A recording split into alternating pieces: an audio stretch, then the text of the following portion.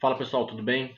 Aqui está falando é o professor Renato e na aula de hoje nós vamos começar a falar um pouquinho sobre energia, mais especificamente sobre a energia obtida através dos recursos que a gente chama de recursos fósseis, né? Tais como o carvão, o gás natural e o petróleo. Antes da gente poder entrar um pouquinho nesses três tipos de energia obtidas através de recursos fósseis, nós precisamos entender o que é energia, qual a importância da energia na sociedade, né? Apesar de parecer bastante óbvio, a gente precisa entender como que essa demanda por energia tem cada vez mais aumentado, né? E a gente precisa entender que a energia, desde sempre, né, ela sempre foi a base motriz, né, do funcionamento da sociedade.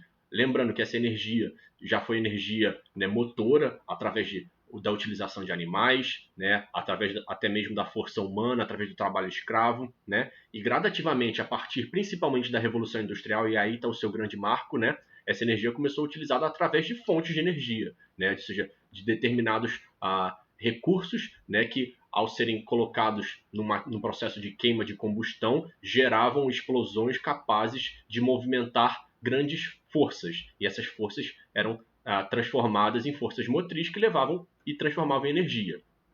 E desde a Revolução Industrial, né, até o presente momento, essa demanda de energia vem aumentado, não só pelo crescimento populacional, mas também pela diversificação, né, da necessidade de energia. Afinal de contas, não existe nenhum momento ou nada que possa ser feito, né, na vida humana hoje em dia que não careça de energia, desde energia que alimente, né, e potencialize o uso de nossos eletrônicos, até energia do transporte, né, que associa, que nos leva e traz para os determinados lugares e assim por diante. Então, a energia se faz necessária em nossas casas, ruas, meios de transporte, atividade econômica e tudo isso.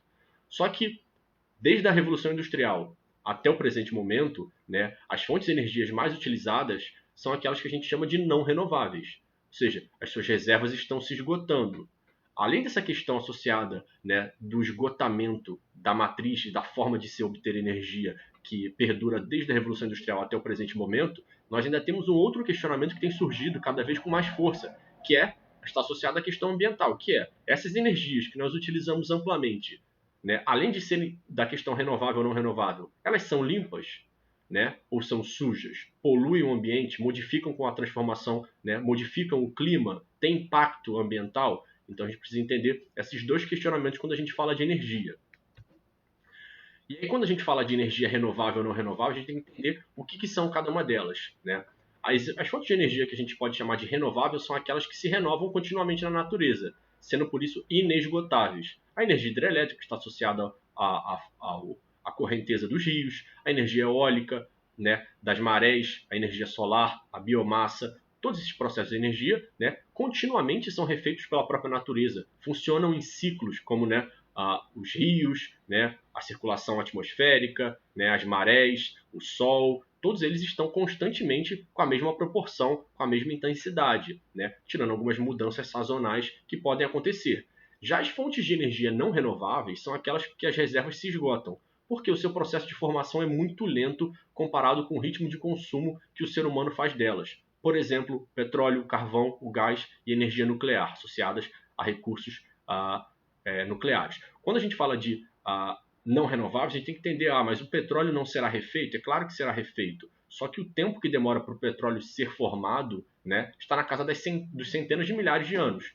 E os centenas de milhões de anos é um tempo muito longo, né, para a atividade humana. Portanto, a gente considera renovável ou não renovável a relação de tempo que está associado à vida humana. Portanto, para ser renovável, tem que se renovar em poucos dias ou poucos anos, e não em centenas de milhões de anos. E a gente pode perceber, através desse gráfico, a evolução do consumo mundial das diferentes fontes de energia.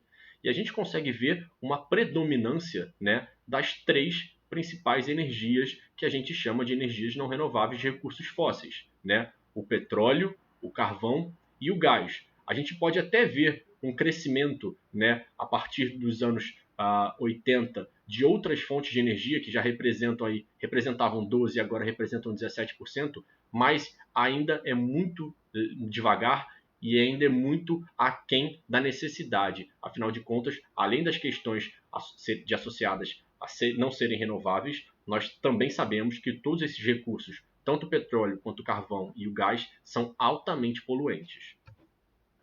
E aí a gente chega no que a gente chama de era de diversidade, que é o que a gente pretende para o futuro, né? Já estamos vivendo, né? Mas a gente precisa de que isso aconteça com mais intensidade. Que é o que? A gente já sabe que não é novidade que o carvão e o petróleo estão acabando, né? Eles não são renováveis, existe cada vez uma maior dificuldade de obtenção desses recursos, afinal de contas eles estão cada vez mais profundos, mais difícil acesso, ou seja, coisas que a tecnologia de muito tempo atrás não conseguia obter, hoje em dia a gente consegue, mas a gente não sabe se a gente vai achar mais recursos, né? Ou seja, eles vão um dia se esgotar, ou vão ser tão caros para ser retirados que vão perder sua viabilidade. Então, a disponibilidade, né, ao longo do quando se descobriram tanto o carvão quanto o petróleo, né, permitiu que durante quase todo o século XX a sociedade adotasse um estilo de vida somente apoiado nesses tipos de recursos, porque era abundante. O petróleo, quando é descoberto, né, ele é facilmente tem de fácil acesso, além de fácil acesso, de fácil controle e de fácil transporte, afinal de contas, né, é um óleo, né, um óleo pode ser transportado em barris, pode ser transportado, né, em oleodutos, o carvão também era de fácil acesso, as minerações não eram minerações tão profundas assim, né, e possibilitava, né, a rápida levada desses recursos para as indústrias, para as cidades próximas, que tinham os seus recursos industriais associados à utilização do carvão. O gás natural, de mais facilidade ainda, afinal de contas, é um gás, pode ser utilizado por gasodutos, pode ser carregado facilmente, levado de um lugar para o outro. Então, todas essas facilidades, né, fizeram com que toda a sociedade se baseasse, colocasse todo o seu funcionamento em cima dessas três grandes fontes de recurso, principalmente o carvão e principalmente o petróleo, né, substituindo o carvão. Só que, afinal, mais ou menos ali nos anos 70, né, diversos problemas começaram a acontecer no Oriente Médio, que é a região com maior quantidade de recursos fósseis, principalmente do petróleo, né, e o que aconteceu foi que o preço do petróleo, né, ele começava a modificar muito. Em determinados momentos era barato, em determinados momentos era caro, ou seja, o preço do petróleo vai variando muito, o que faz com que as economias que estejam amplamente atreladas nesses recursos fiquem à mercê do seu preço. Né? E o seu preço, quando não se é o produtor, não se tem controle. Então, se você tem toda a sua economia baseada no petróleo e você não é um grande produtor de petróleo, você tem toda a sua economia baseada, né, tendo como base, né, um produto produzido numa região que é extremamente instável, como é o Oriente Médio. Então, desde os anos 70, né, começou-se a se incentivar, né, por questões econômicas inicialmente, né, a produção de energias diversas, ou seja, fontes de energia que pudessem ser produzidas internamente nos países. Né? E aí a gente vai ver uma série de formas de energia, cada país tentando produzir de sua forma, né? E isso vai diversificando a forma de obtenção de energia. Obviamente, quando alguns países têm maiores possibilidades associadas a um determinado tipo de energia, por questões territoriais, questões climáticas, enquanto outros têm maior disponibilidade para outros tipos de energia, por causa da questão do solo, da presença ou não de determinada matéria-prima e assim por diante. Então, apesar do consumo de energia continue crescendo, outra questão importante foi que muitas das pessoas começaram, porque afinal de contas a energia tem custo, começaram a valorizar, por exemplo, carros mais eficientes, que consomem menos energia. Né? Todos nós, né, buscamos um carro que, como a gente diz, bebe pouco o quê? Consome pouca gasolina. Afinal de contas, a gasolina, devido a vários processos econômicos e até mesmo acesso ao petróleo, que é a matéria-prima dela, vai ficando cada vez mais cara. Né? Então, uma série de buscas de alternativas de incentivo popular, né? Mas também de incentivo governamental, estatal, que vão intensificando a busca por energias alternativas, que sejam ao mesmo tempo renováveis, né? Para que não se tenha o mesmo problema associado ao petróleo, ao carvão e ao gás, e que sejam também limpas. Afinal de contas, é no mesmo contexto, né, a partir dos anos 70, anos 80, que começam a se descobrir cada vez mais evidências de que o uso, né, de combustíveis fósseis tem ampla relação com as mudanças e as transformações climáticas vividas pela sociedade. Então, todos esses processos juntos carregam e colocam a sociedade voltadas diretamente para a produção de novas fontes de energia, de preferência que sejam ao mesmo tempo renováveis e limpas.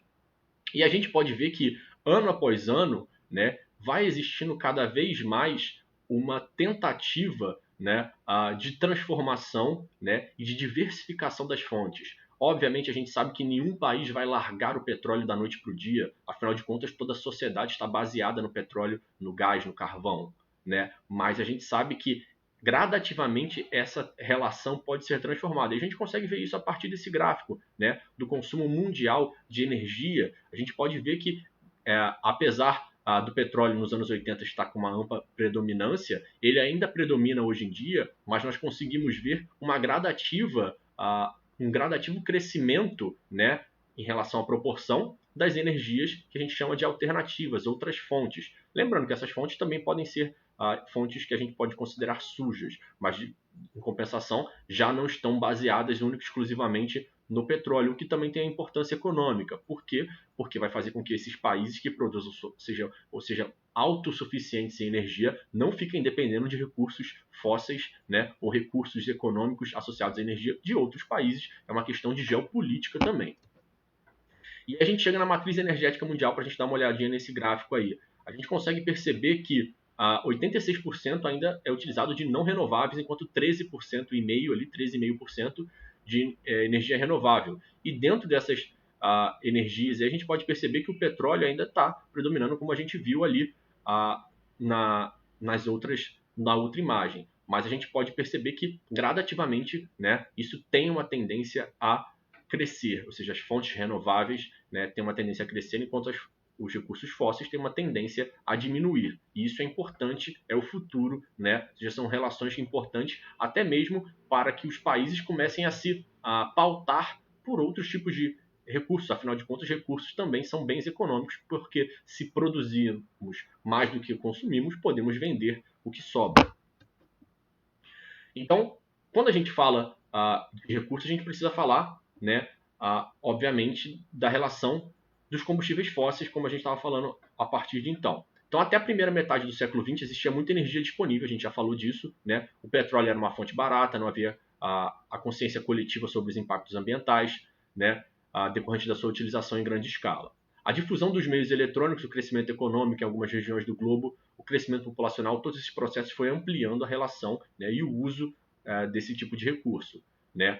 Hoje em dia, como a gente já viu, 80%. A ampliação dos recursos energéticos é um dos principais desafios da sociedade contemporânea e a expansão do setor deve levar em conta a preservação do ambiente. Então, todos esses processos, né, são uma síntese do que a gente falou até o momento. E a gente pode perceber aí como é que está diferente, né, a localização das principais reservas de combustíveis fósseis do mundo, o que amplia, a gente pode ver a relação e a importância geopolítica de determinadas regiões no cenário. É importante, quando a gente fala de energia, sempre levar em consideração a questão geopolítica.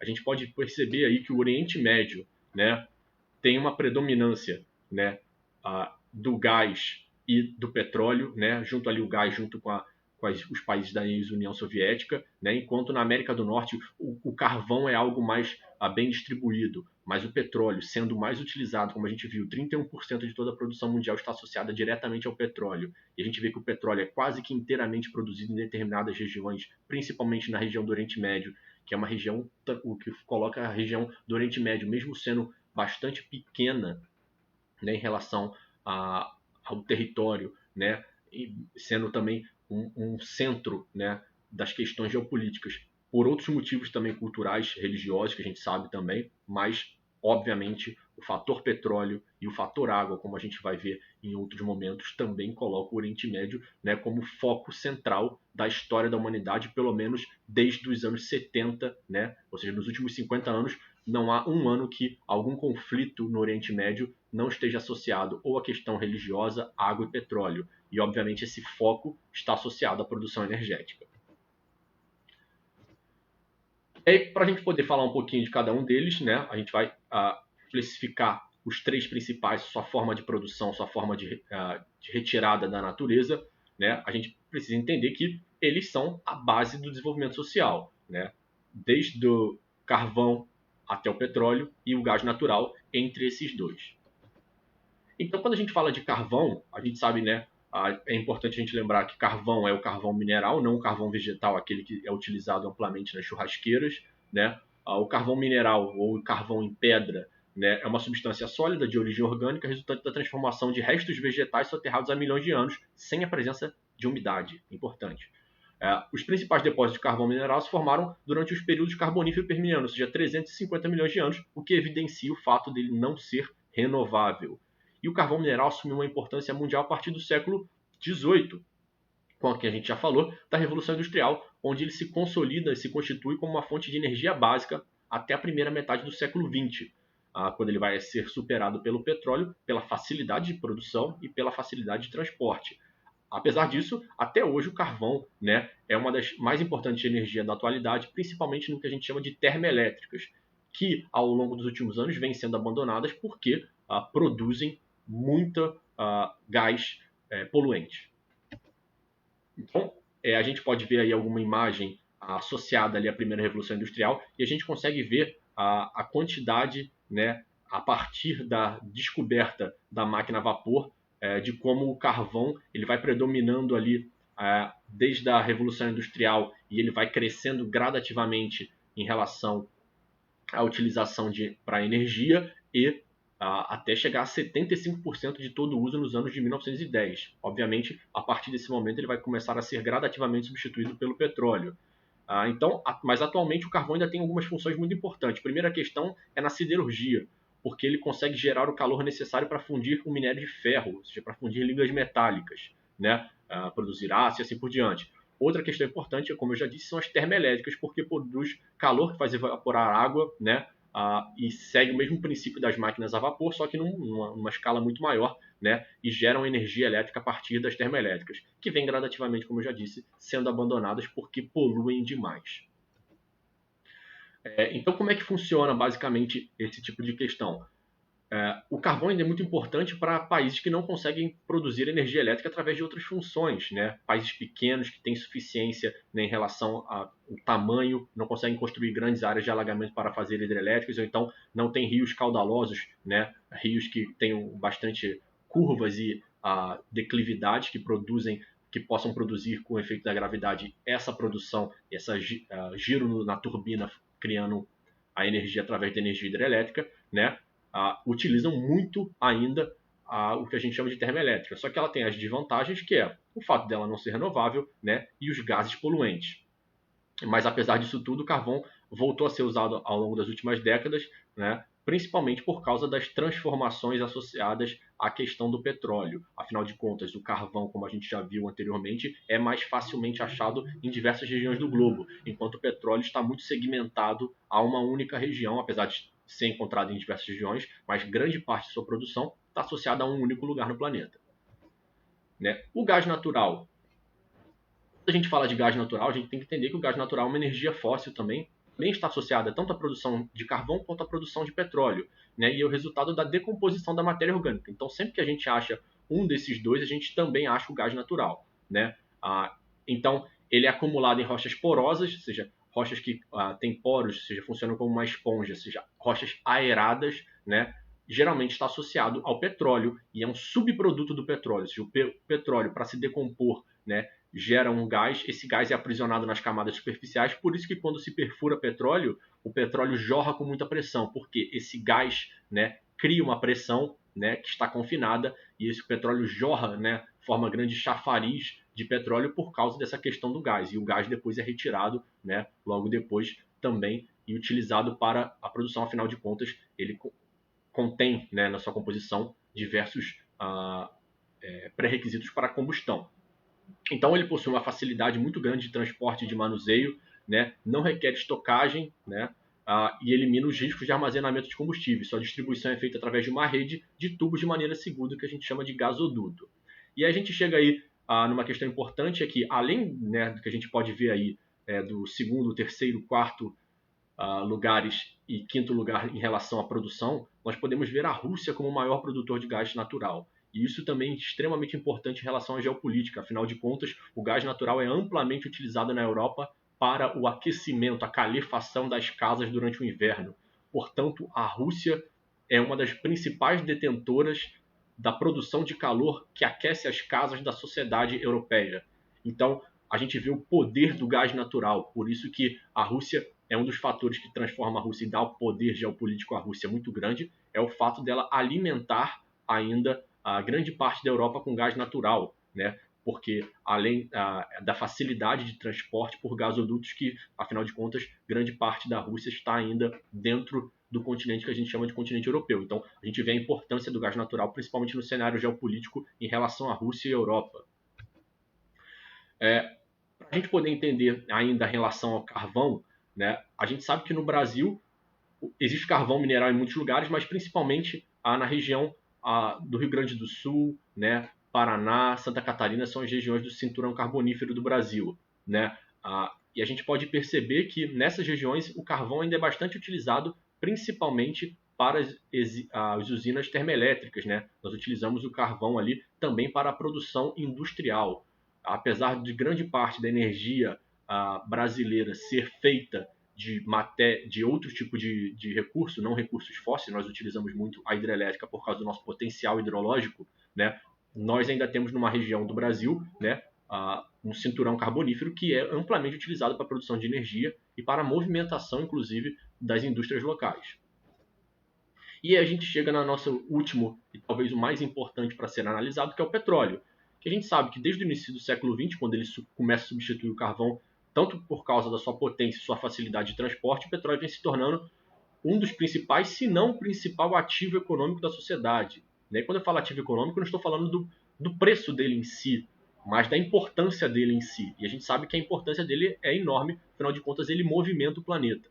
Né? Não é à toa que em todos os telejornais mundo afora, né, se diz cotidianamente o preço do barril do petróleo, mesmo que grande parte da sociedade não esteja atualizada, né, com os valores, com a importância, né, e como é que se dá e o que significa o barril mais caro, o barril mais barato e assim por diante, a quantidade de barril produzido ou não produzido.